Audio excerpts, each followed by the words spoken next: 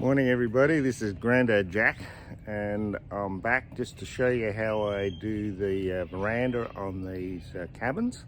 So we'll have a look at that now and see how I build those. So this is the frame of the cabin so far. I've done a little bit more work on it, put some noggins in, and I've also added the battens on the roof. These are just spaced evenly apart. I haven't put the front batten on yet because the veranda roof has to marry in with the front of the building.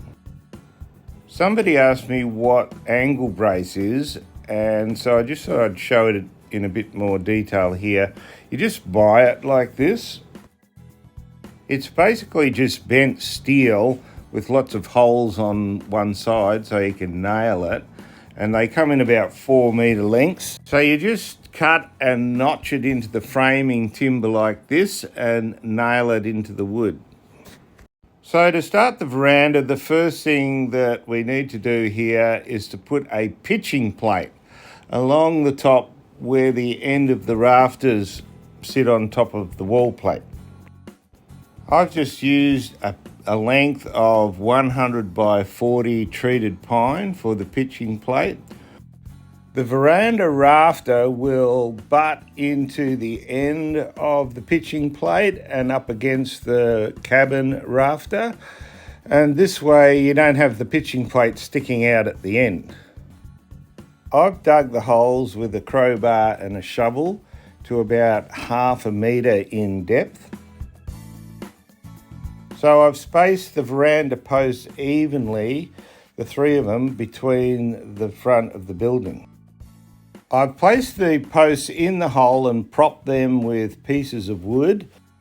I've also nailed a board to the side of the building and to the post at the correct height of the veranda. I've notched the post to the thickness of the beam so it sits in nicely. I then put a piece of wood and screw it to the side of the post with a packer behind it to give it a bit of a gap so the post won't fall off when I put it up. I then simply just lift the beam up. It's fairly heavy, so I use a step ladder to take the weight, and then I go up the other end and lift that up the same way and put it on the post. Then I just check to make sure that the beam has 40 mil sticking out either side of the post for the end rafter.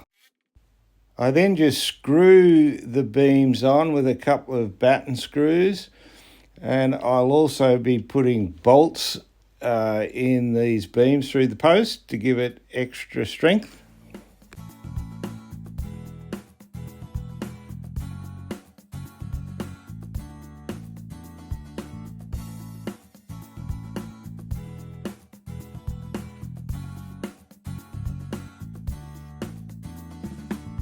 The same goes with the middle post. I just position it to the centre and then put it in place and screw it with a couple of screws ready to bolt it.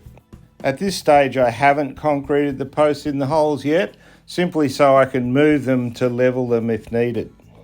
A simple way to get the angle of the rafter is simply put the piece of wood up and then use a level to put a line where the rafter is to be cut. This is a quick and easy way to get your angles right when you put the rafter up.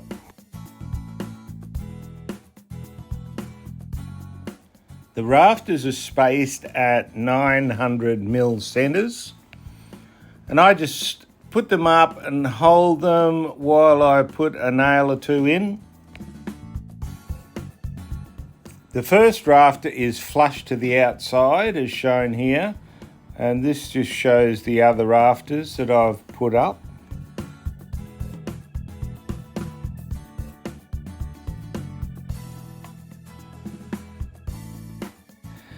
The next step is to put battens on top of the rafters. I just space these evenly, and then I put hoop iron bracing on top of the roof. The bracing just goes from corner to the centre and from the centre back to the other corner. and this just stops sideways movement of the veranda posts. You can also use knee bracing to the post if you want. That also does the same thing. It's just like an angle bracket. I've also put 2 bolts to each post. I'm building 2 of these buildings, so this is the other veranda to the other building. So I've done exactly the same thing, put the posts in, rafters, battens, hoop iron, and then bolted the posts.